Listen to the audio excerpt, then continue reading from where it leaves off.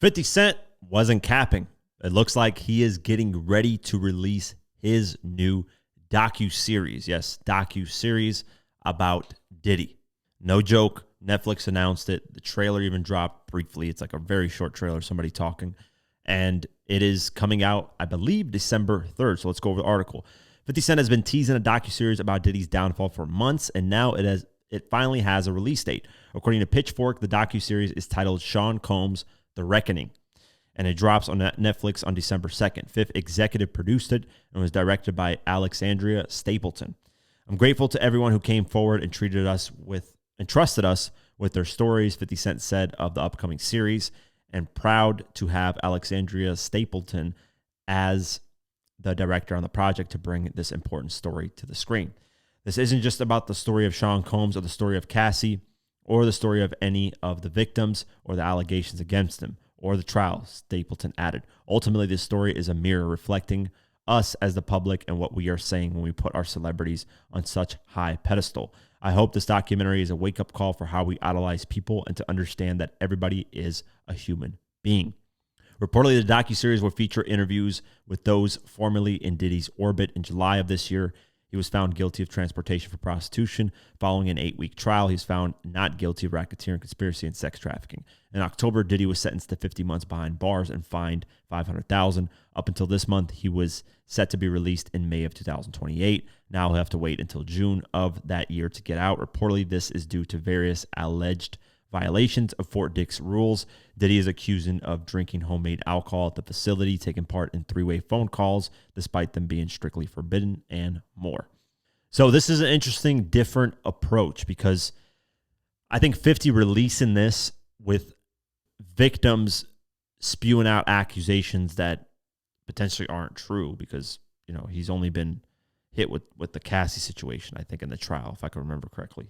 So you have to, like, if you're going to release a docuseries to that level, to that extent, and have Netflix backing it, you got to be very legally protected because Diddy could just throw a lawsuit out there and say, look, this guy's trying to, you know, make my image even worse and blah, blah, blah, you know, because 50 has technically a gripe with him, you know.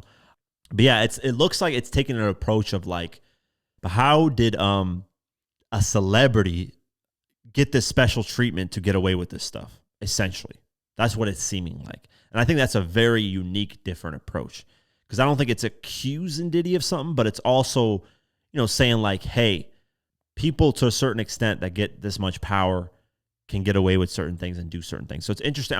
I really want to see what approach this is taken by. And I actually will probably give a review of the documentary or the docu-series when it's out. I think it'll be very interesting to see the angle that they do this in, you know. I think academics throughout there, 50's baby mama, Daffy and Joy should be in there as well. They're not like, I mean, if that's the problem with academics, you just be spewing that mouth about stuff and not even reading anything that's going on. But, you know, they're not just focusing on the victims and just talking about the victims, you know, because she would be in there. I would, you know, 50 would be a dummy to not put her in there, you know, but I don't think it's that, you know. So, yeah, we'll see what it is.